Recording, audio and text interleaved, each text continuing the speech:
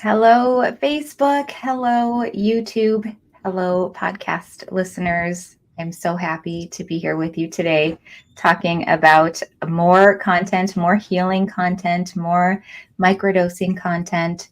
We are here to help you in your journey in whether you're microdosing or you're not yet microdosing. We're here to support you every step of the way using this revolutionary approach that we're creating for you to help you meet you right where you are.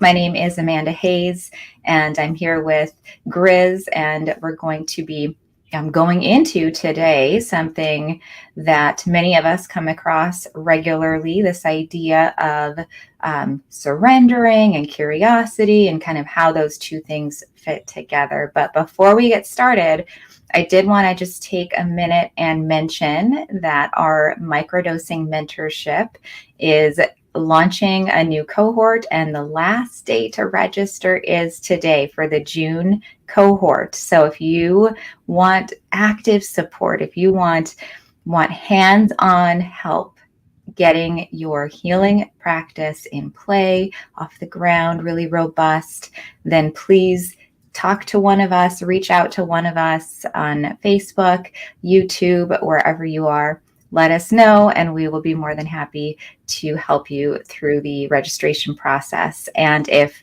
June doesn't work out for you, we do have future cohorts. So if you want to be on an interest list, please also let us know. We will place you on there. So, with that said, again, so excited to be here. Welcome, Grizz. Good morning or afternoon for you over in Eastern time. Bom How's your day dia. going? Yes, that's good morning in Portuguese. Bom dia. But it is afternoon here in Kentucky. But yeah, I'm super excited. Uh, the topic today just around surrendering and curiosity. I know we're going to really get into it, but I'm super excited because I can look back on my life and see every time I truly did surrender, which we'll talk more about. It's not a lot where I fully 100% surrendered, but every time I did that, my life just magically opened up into just this new world, new realm of possibilities that I never could have even imagined in my head. So that's what's Mhm. so beautiful about the mystery. But I will say, for me at least, it's super hard, and I'm just one of those transparent people where it may not make sense to say that, but you know, I, I'll be honest, it's tough to fully trust and surrender. So I'm Mhm. super excited to get into it. Yeah, I hear you on that. It is a difficult thing to do. And that's an interesting point you brought up, how surrendering isn't necessarily something that we do all day, every day. And I think there's levels to it, right? There's small ways that we can do it when it comes to resistance and control versus acceptance. And then there's these big pivotal moments where we deeply surrender and it changes our lives.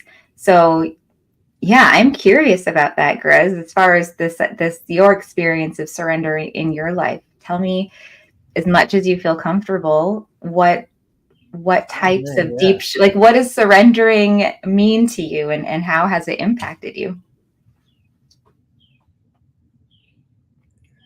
To me, surrender, I mean, it's just fully letting go.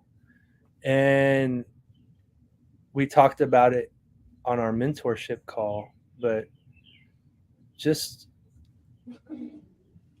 the attachments that we have to certain outcomes and desires that we want. And we got into it into the mentorship, and with your prompts, I was able to go really deep in ways I haven't been able to look at things. And yeah, it's hard to release these desires and just fully surrender and trust that it's going to work out. And so for me, when I look back, and I fully surrendered,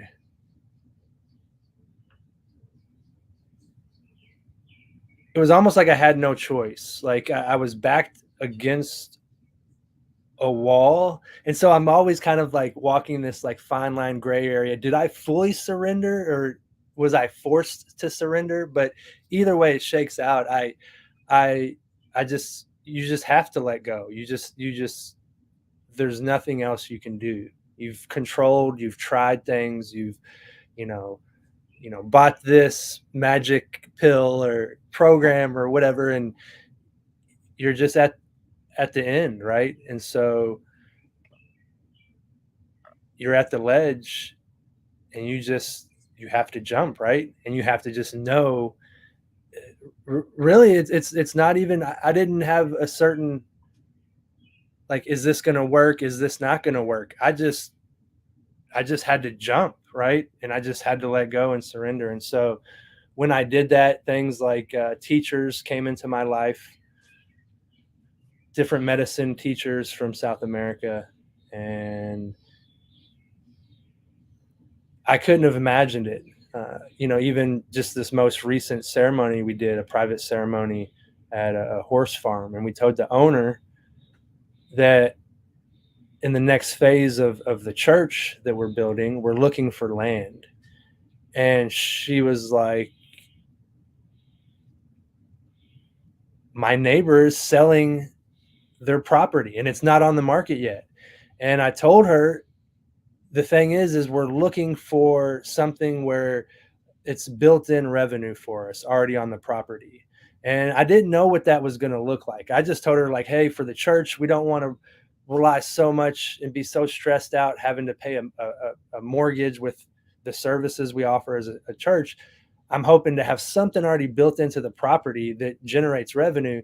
And she's like, well, you're in luck. This is a barn. It's already laid out to house horses and, stalls, and it's already built in to the land where people can start bringing their horses here, and you're going to be generating plenty of revenue to pay for the mortgage. And so those are the things where I never would have thought, hey, we need to find a horse farm and a barn to pay our mortgage for the church. But just surrendering into my gifts, surrendering into, hey, this private ceremony might not make the most financial sense, and removing that chatter from my head and just going with my heart, surrendering into God, and just saying, hey, we're going to do this ceremony. We're going to do this private ceremony, and we're just going to go with it. And then, boom, look what opened up, an opportunity that we were looking for, exactly what we were looking for without even actively looking for it. So, Mm-hmm. Yeah, I think, yeah, there's a few different components to what you were just talking about. How when you're talking about vision and you're talking about intention, that surrender is a critical component to that structure. For, when you're moving in a certain direction, you want to have vision, you want to have intention, but then you have to surrender, right? You can't think that you're going to control all of the how. You have to give up the how in order to get to the what. And also, I found that you have to be mindful of what attachments you have around even the what. Because as once synchronicity starts happening and you're in the flow, then things start happening and taking you in directions that maybe you wouldn't have seen before. As you heal, as you move through your layers of consciousness, more solutions, more pathways open up, and that's part of the process. So it's not necessarily getting to a certain point or having a certain vision or getting, thinking that you have exactly everything figured out, what's best for you, what's best for others. It's holding this idea, holding space for that idea, rather, infusing it with an intention, right? In our case, it's goodness, it's helpfulness, it's service, it's connection. It's all of these things that we infuse our intention into. And then you step out of the way. You surrender that control. I know for me, I thought that I knew what surrendering was. I'd read a lot of material on it. I'd done a lot of self-help work in therapy, right? Get the idea of giving up control. And yet I still didn't really know how to do it. And one of the amazing gifts that my first series of experiences with psychedelics gave me was the experiential reference of what surrendering feels like, what it encompasses and what it means. It's almost like there's an invisible cord from my consciousness to these other ideas, right? Or this goal, or the, whatever it is. These attachments are like invisible psychic cords that we have to these ideas. And we can cut those cords cognitively. We can cut the cords maybe spiritually, right? Or emotionally. But if you don't cut the cord across your entire range of consciousness, then it's still attached.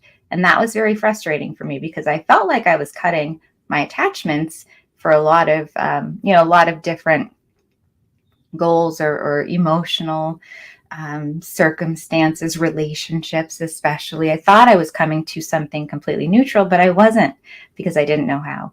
And so surrendering for me became suddenly understandable after my psychedelic experiences, because I had a whole consciousness experience of what it truly means to let go of something.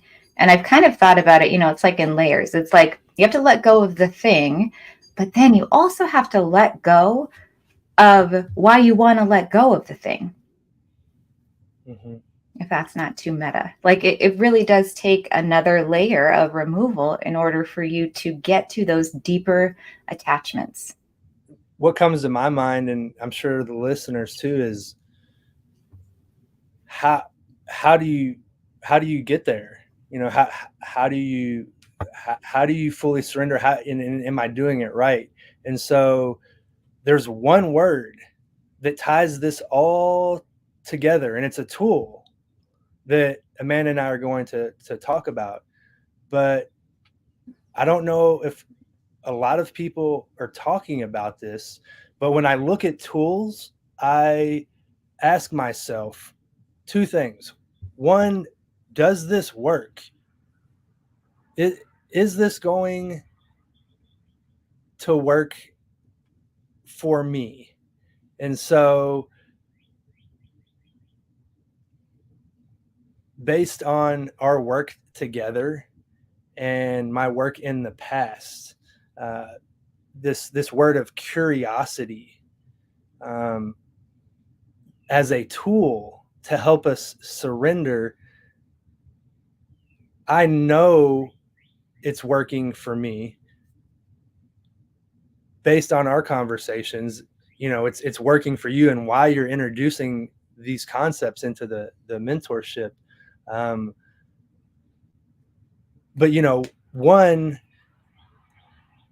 does this work? And how long is this going to take? We talk a lot about just the loops of, how long do I have to do this? Mm-hmm. And for me, it was immediate. So I'm excited, to talk more and get into your mind about just your thoughts on curiosity, and as the podcast moves along, because you're the one that really introduced this concept. And so I love it. Yeah, in my own healing journey, I have spent a lot of time trying to figure out very pragmatic and practical ways to access healing, because it felt like for me, for so long, it eluded me, right? Deep shifting. It really felt like I was like there was a ceiling throughout a lot of my healing over the past, several decades, really. And so in my path, especially in the last couple of years, I've really been mindful about creating tangible frameworks within which I have been doing my own healing. The research I've been doing on somatic approaches and cognitive and emotional and spiritual approaches, being able to put it all together in a spiritual framework, not religious, but spiritual framework that truly ripples across all of our consciousness. And this particular approach is very simple, and it's also very practical, and it's accessible anytime. And I think that is why it's so needed right now, because we're all so busy, we're all so distracted. There's too much going on, and our systems are burning out. And so having a very simple tool that we can literally keep in our pocket and pull out anytime that we need it to connect and calm down and down regulate our system is essential. This is so big. This is huge. Because like you said, because even just all the work in my past, and even in our program, there's layers to it. But we have a workbook, right? We have PDFs. You can go as deep as you want. But what I haven't had until now is that ability to not have to, go into my backpack and pull out some workbook and do all this. Amanda has a tool that can be accessed for me, in my experience, very easily. And the results are immediate. Mm-hmm. Yeah. And I will say that it's more easily, historically, these types of skills and strategies have been more easily accessed when you're further along in the journey, right? Early on, it feels like it's just work with little reward, and you really have to put in a lot of time and energy and practice.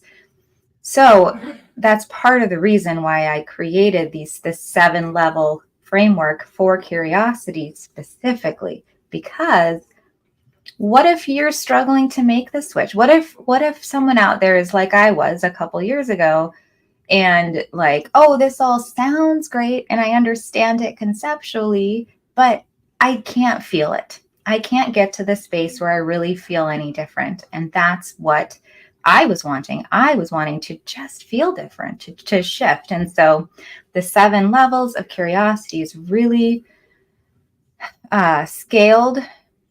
It's scaled in such a way so no matter where you are on your journey, and we all vacillate, between them every day. So no matter where you are on your journey or in your day or in your energy cycle, you can find a place to start. You can find the level that's resonating with you right now, and you can use that awareness to support you in opening up, because that is the beauty of this practice. It's not about getting to a more curious place. It is about being open. It is about releasing control, and it is about surrendering. And this is a mindset that you can use today, right now, every day, 100 times a day, to help you shift into a more regulated, peaceful, calm, confident space. Are you going to possibly post this for some of the listeners? Like if they wanted to get it as like a PDF, I'm thinking this would be huge for people to, read or print out if they wanted to. Is that something that? Yeah, I think that's a great idea, Greg.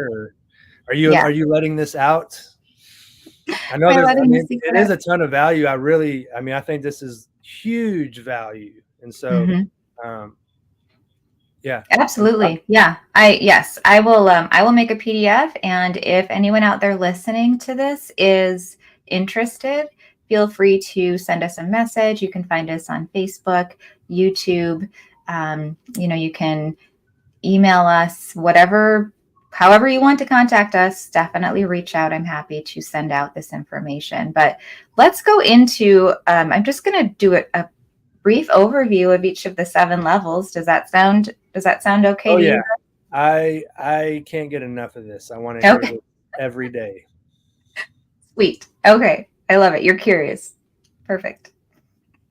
Okay, so yes, 7 levels of curiosity, and these are different vibrational levels within which we can tap into a curious energy. And by doing that, we open ourselves to synchronicity, to surrender, to new pathways that we maybe didn't see before or were unable to see before. Really, at the end of the day, it's about being calmer, confident, connected to your purpose, your passion, being more present and engaged in the present moment. All of that is really the bigger overarching theme. So, starting with level 1, that is characterized by kind of an apathetic nature. So, this might be if you're having a major depressive episode or you're feeling overwhelmed, is a big indicator of level 1. Feeling like even if you were curious, it doesn't matter because it's not going to change anything. So that is kind of that level 1. It's a very small opening for the curious energy. However, there's always a crack. There's always a crack. And so when we if we're in a level 1 state, the focus is on meta consciousness. And after I go through the 7 levels, I'm going to do a visualization with you right here to support you in accessing the shift if you're in this level 1 energy right now, or at any point. I feel overwhelmed sometimes. It's definitely a normal thing that we all experience from time to time. So when you are in this space, wherever it's coming from, the meditation, the visualization that I'm going to do in a couple minutes will help you. The skill, the strategy that we go through, that will help you when you are feeling like it's hopeless. So yeah, get in a spot. If you're listening live, get in a spot that's comfortable. I guess here in a few minutes for the meditation, Mm-hmm. Somewhere that is possibly quiet. If you have an opportunity to pull over or, whatever you're doing, yeah, here in a couple minutes, it's a good chance to really tap into what Amanda's doing. So I just wanted to give you all a heads up. Yeah, good point. Yeah, and you can always, pause it and listen to it later. Definitely when we do the visualization, maybe don't be driving if you can help it. Mm-hmm. Want Yeah, you to I was really gonna say pull over. Yeah, that's why. right. Heads up. If you're getting ready Yeah, to pass a parking lot, just go ahead and yeah, just pull over now. slide in there. Yeah, hang out at Target for a few minutes. Okay, so level 1. You know your demographic, Amanda. Well, yeah, I come by it honestly. Okay, Target, Costco. Yeah, we're all up in that. Okay, level 2. Level 2 is categorized by fear, and this is your anxious space. Oh my, have I spent a lot of time in this energy. Level 2, anxiousness, it's worry, self-doubt, right? Avoidance. So maybe you're avoiding something, or, there's a fear of looking stupid, or fear of just fear of the unknown. It's an uncertainty. This is anxiousness. This is worry. There is curiosity in this space, and that metacognitive shift that we'll be doing in just a minute, it will help you ascend from this space and have a bigger picture, which can calm your system. Level 3 is categorized by anger. So this is more of a frustration, a place of frustration. You might feel challenged in some way. Maybe you're confronting somebody in order to assert yourself in a disagreement. A key mentality might be the idea of like, why is this happening to me? This is so unfair. That's level 3. when we're talking about curiosity. So the curiosity is anchored around this indignance, right? Why me? That's kind of the pathway. So when we're looking at the meta conscious meditation, we want to honor those questions. We're not judging these questions. We're not judging where we are. We are honoring them and building awareness of the layers that exist around them in our consciousness and in our experience. So curiosity represents at this level a sense of feeling like you need to fight for yourself. Why is this happening? That type of vibration. Is it anger, right? Anger. Mm-hmm. Yeah. Moving into level 4, this is a rational space. So we start to see a slightly bigger picture with our curiosity in a level 4. So if in this energy space, you're starting to wonder how things are working. We want to get the facts. It's an energetically neutral space. So you're not charged up, you're not angry, you're not feeling hopeless. There's no overwhelm. It's pretty neutral, and it is characterized by an analysis brain. So you are maybe in research mode, that type of curiosity. I do a lot of this, research mode. You want to make improvements on something. It's very cognitive focused. So this is a level of curiosity that exists almost primarily in our cognitive frequencies of our consciousness.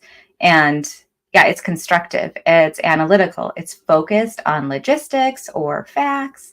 Many people do very well at this curiosity level, and it can be good to have your cognitive frequencies kind of leading the rest of you.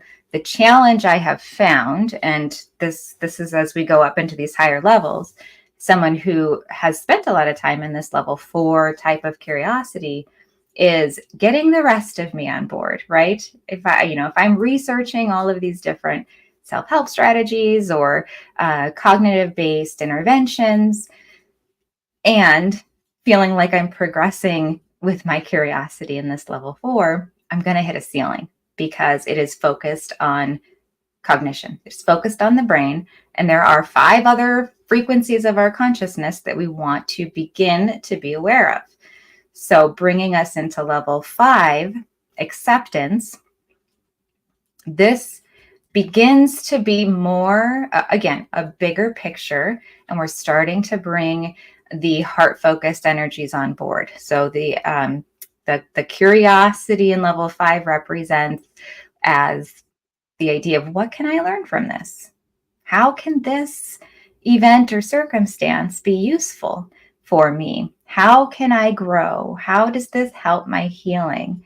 This is really, at this level, curiosity starts to present as being open-minded, exploratory, right? It's driven by this genuine interest in learning and understanding. And at this level, we start to leave judgment behind. I was going to say, to dumb it down, reference the lemons and lemonade. It's like looking at life through a different lens. In those first few levels, was looking at it, I have lemons, right? I have lemons, I'm mad, I'm angry. And now it's like transitioning into, lemonade, right? I have lemonade. I'm so blessed to just have something, right? So yeah, I love that metaphor for level 5. Absolutely. It's like it's drinking the lemonade and feeling fulfillment because of the opportunity to improve, right? The improvement on the experience by enjoying the lemonade despite the lemon. So yeah, there is absolutely that element of strategies, the new strategy, being open-minded to new ways of looking at things and experiencing things. So like with the lemon, being open to the new strategy of, well, hey, let's make some lemonade. That's a great idea. and we'll enjoy it and life will be good. That's level 5. Yeah, it leads you to good places, fulfilling places. So I mean, applies to the kids, the husband, the wife, the parents. You know, think of that. You know, the lemons, and Mm-hmm. then turning that into lemonade. Mm-hmm. Your life, your work, your financial situation. Mm-hmm. Yep. Kids home from school all summer and they're fighting constantly. Mhm. There is a way to experience curiosity that will open you and you will see solutions that maybe you couldn't see before. That example is definitely taken from my personal life. Well, I was just thinking, you just throw that out there, and maybe you post in the group like, hey, in our microdosing moms group, you're looking for ideas on things to do with the kids, and then I've seen it where one thing leads to another, and then these moms realize they're in the same town, and then they connect, and they're like, now they have weekly, play dates, and so boom, there's your lemonade. So Mm-hmm. I love that. I, you just went from level 4 to 5, even into 6, just there for a second. So level 4 was like, how can I logically solve this problem? Oh, I can resource with my group. So that's level 4. And then when you get into level 5, it is the, being open to new strategies. So whatever the feedback is coming from the group, being open to new strategies. And then with your last little bit, you jumped into level 6, which is characterized by connection and empathy. And so, as you mentioned, these moms are finding their little groups in their local areas. That's the level 6 curiosity, which is characterized, like I said, by empathy and by connection and by compassion and on feelings. So this is where we really start to feel the shift. So when you're feeling curious in a level 6 way, we're really connecting with how we feel and how other people are feeling. And we're genuinely curious about other people's perspective on things. It's not a level 4 trying to understand and get the facts. It's truly a level 6. I want to connect with you and I want to really understand your perspective on whatever this is. Level 6 is a powerful vibration of curiosity when it comes to relationships. It tends to lead to the quickest resolution because when you're connecting in that emotion space, in that heart space, and not in the logic and analysis, you're just going to completely fizzle out any heat that might be present. And then the last level, level 7. So this is curiosity in its purest form. I think of it like the flow of the water over Niagara Falls. This is its purest, unhindered form. It's all about possibilities. It's this idea of being completely curious about everything that's out there and wanting to explore everything further. So this explorative nature, this wonderment, right? This awe that you're curious about everything without judgment, without fear, without worry. It just is. It's very accepting and it's very loving and playful. This is playful curiosity. This is fun. This is inquiry driven by a love of learning and a love of exploration. And this is when you're exploring new hobbies or skills, or you want to bring things that have joy and creativity into your life. Level 7 is the most encompassing type of, of curiosity. that's booking a flight down to the Amazon rainforest and just being curious and seeing what happens. Mm-hmm. We have the the option for all you moms out there that want to take a sacred trip down to meet the indigenous down in the Amazon rainforest. We have that option available for anyone that's interested in that kind of thing as well. So Yeah, you want to talk about level 7 curiosity. That is a trip for that right there. You just have to be open because it's so outside the realm of anything that you could possibly have an expectation around or a definition around. It's literally just being open to whatever you're going to receive. Yeah. Well, are you ready for the meditation? I'm ready. Yes, I can't wait. Okay. All right. So, wherever you are right now, I want you to get comfortable. Close your eyes if it feels comfortable. If you're driving, you can pause this and just come back to it later. And otherwise, if you're safe, let's begin by softening our system. Relax your body. Reminder to close your eyes if it's comfortable. I want you to breathe in and out in a natural rhythm that feels good.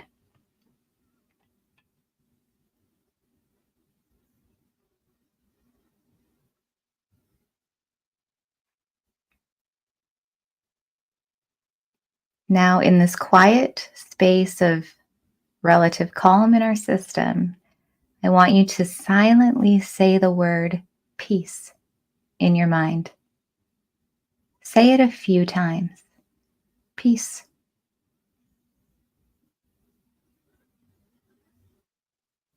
Take a moment to reflect on what just happened.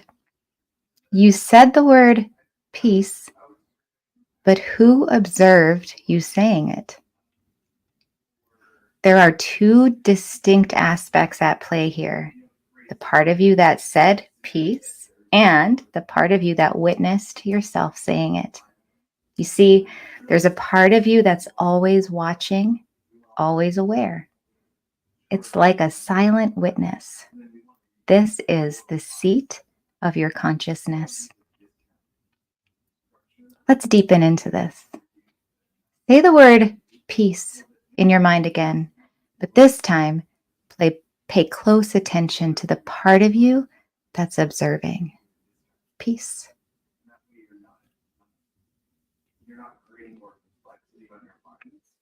This observing presence is your witness consciousness, the silent witness that experiences everything you think, feel, and do.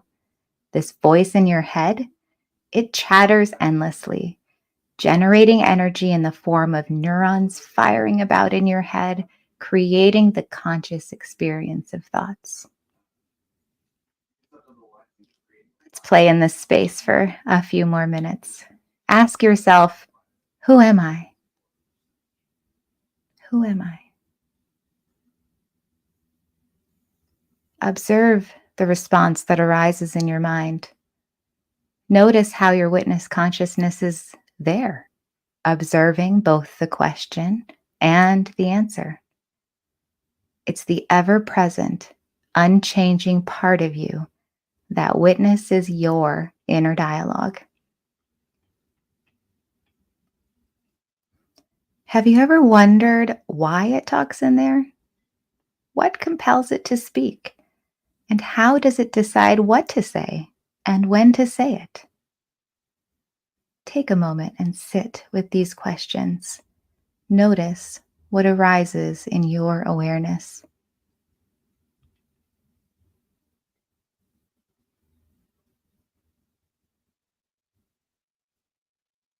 Now consider this. How much of what this voice says turns out to be true? And how much of it is truly important? As you reflect on these questions, you might begin to see that the mind's chatter is not always accurate or even essential. It's just a part of your experience, but it doesn't define you. Let's look at it another way. Imagine you're sitting in a cozy theater, watching a movie of your thoughts projected onto the screen. You're observing the mind's chatter as if it were a film, noticing the words images and emotions that arise and pass away. But here's the fascinating part: you are not the movie. You are the one watching it all unfold. Feel the profound shift that happens when you recognize that you are the awareness behind the thoughts, the conscious presence that witnesses the mind's activity.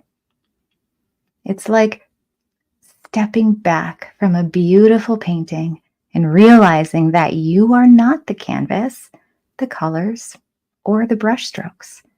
You are the one appreciating the artwork.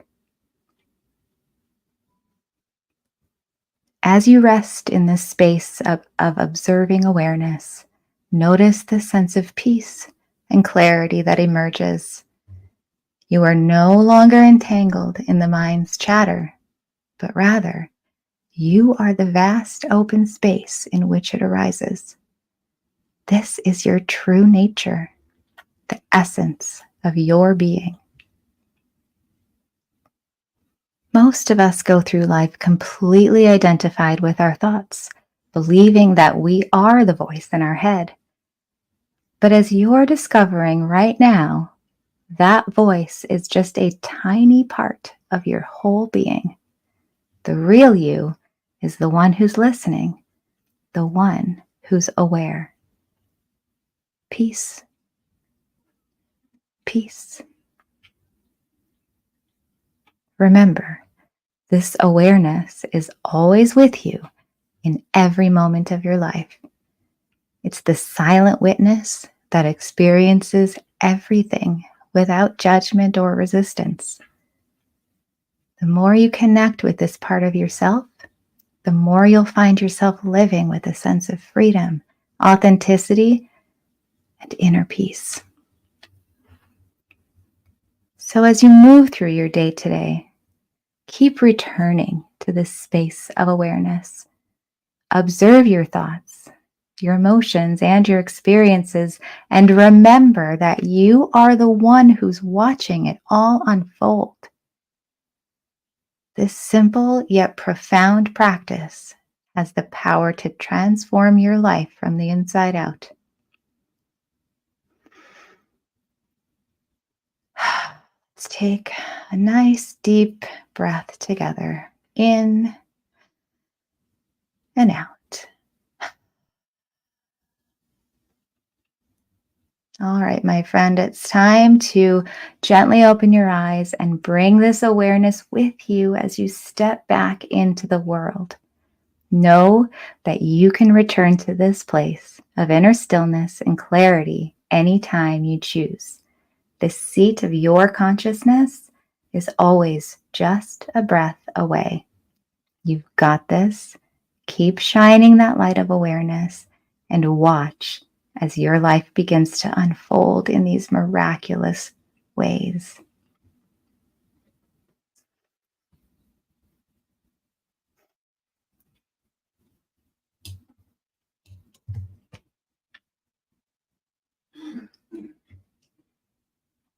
Thank you. That was really good. How are you feeling, Grizz? Every time I listen to that, I get new insights. And as you were saying the word peace, I was in my head wondering, are you saying the word peace? Are these your words? Are these my words? Am I saying peace? Am I listening? And so but that was just all that chatter and that confusion. But when I just kind of zoomed out to just being awareness, it was like the word peace is integrated into the web of everything, or all the words, you, me, our bodies,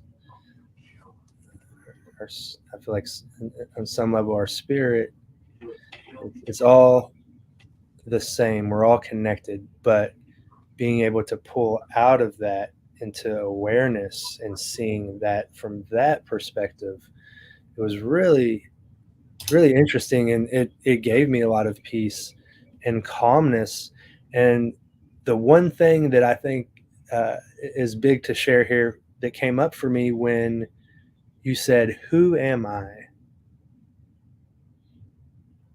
I felt myself reaching, like I was reaching for who am I? I was like, I guess my job or my dad, my title, dad, and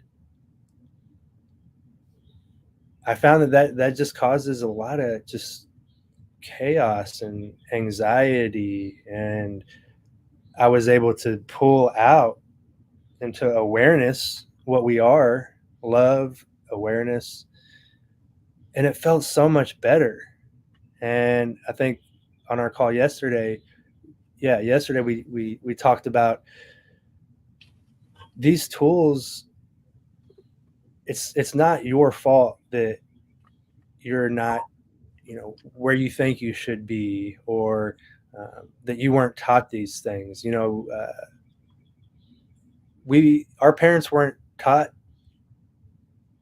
the right way to, process emotions or to deal with things. And so it's great that these tools that you're sharing in these meditations are helping right now, when I think we need it most. And so, I just found that, just it's like, I don't know, even, I think about the systems in the school and the taxes and just everything. It's like we're constantly like trying building and and reaching for labels and what are we, and tying this full circle. I think that all of that really just pulls us away from who we really are.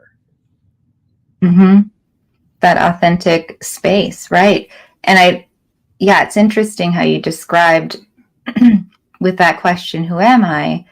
The reaching that you did, and you were, you kind of got distracted and were in it for a minute, and then you were able to zoom out like the movie screen, right? You were able to zoom out and start to watch even that dynamic, that energy play out from a space of witnessing. So the interesting thing about this witness consciousness, metaconscious exploration and healing, is that it allows us to both observe and experience at the same time. We're experiencing, and through observing, we give ourselves the space to feel it differently. And the way that this helps us, particularly with the 7 levels of curiosity, is no matter where you are in the levels, no matter how curiosity is, making its way through the cracks or the blocks, you can use this meditation to zoom way out and get a holistic picture of everything that's happening. And there's 3 questions that go along with this strategy that can help you when you are in this space of wanting to move up. Is that a thumbs down? That's so funny. That must have been an accident. I don't know where that came from. Anyway, 3 questions to help you shift. And I call it the bottom up scan because it starts with our anchor point to reality, which is our body. So the first question you ask yourself is, what am I feeling in my body right now? So anytime I am feeling any amount of stress or inner disharmony, the first question I ask myself to build that curiosity is, what am I feeling in my body right now? And then just get into that witness consciousness and notice where it is, right? I'm not attached to anything. I'm just noticing. And then once I have an idea, a noticing, a picture, a sensation of everything that's happening in my body based around this, wherever I'm at emotionally, then I move into emotions. Then then I ask myself, what emotions am I experiencing right now that are expressing, right? How do I know I'm feeling this emotion? What sensations in my body are telling me I'm feeling this emotion? And then I connect with the emotion and I feel it moving through me as sensation in my body. So I really drop into my body and allow the emotions to anchor and move as sensation, as physical sensation, and just support movement there. And the last question I ask is, what thoughts are bubbling up as a result of these body sensations and these emotions? And again, this is the witness consciousness piece. You're not getting in the train with your thoughts, you're just watching them. You're not trying to stop your thoughts. In fact, you want them to come. You want the energy of everything that's being stirred up inside you. You want it to move and you want it to express while you are sitting back in the space of witness consciousness, watching it unfold and move. Because as long as energy is moving through us, then we're not going to create blocks. Because when we have energy blocks, we're talking about it's messing with our consciousness. There's gravitational pull in our consciousness, there's emotional inertia, there's all sorts of things that happen when we start to move around the blocks.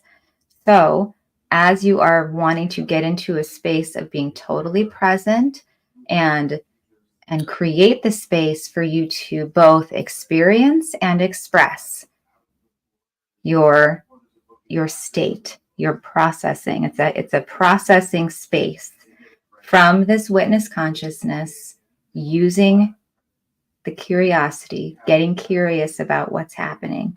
And it's almost like you can feel it oozing out of you, whatever it is, the tension, the emotion.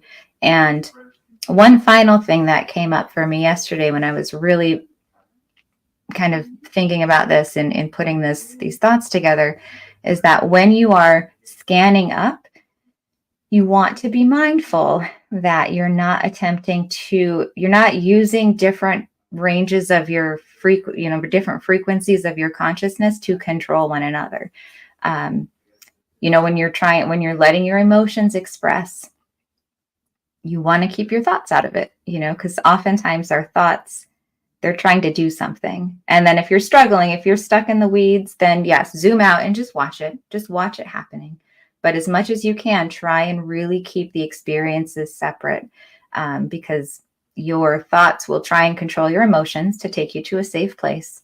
And your emotions will impact your thoughts as well. So getting to a zoomed out space where if that's happening, again, you don't want to control it. You want to watch it happen because they're all clues, they're all pieces to the puzzle that is you, that is your consciousness, that is your experience. And so the seat of consciousness is a powerful strategy that you can do to help you shift out of judgment, shift out of attachment, and get to objectivity, get to surrender. Oh, and lastly, I love doing this when I'm washing the dishes because it's busy work and it's a great time to practice. I often refer to myself in the third person to help shift my shift my thoughts, shift my emotions, my experience into that observer state.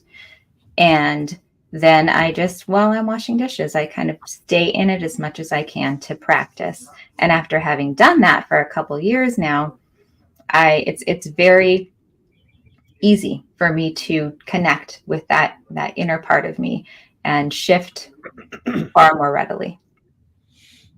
Yeah, and this all makes so much sense to me, obviously, because we work together, right?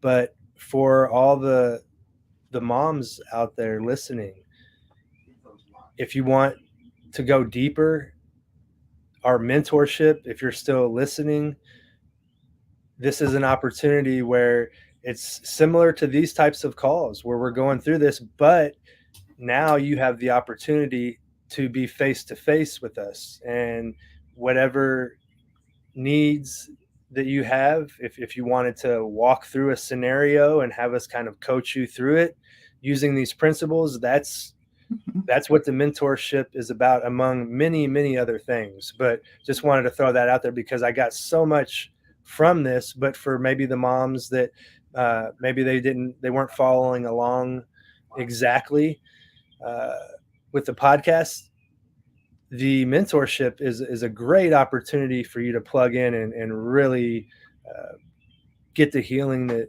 you're looking for, the activation, finding that authentic self, you, not the wife, or not the mom, the daughter, the sister, and everything that comes with that, right?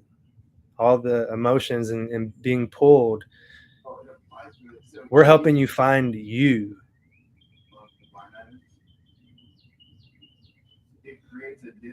Mm-hmm. Authenticity. We're all in there.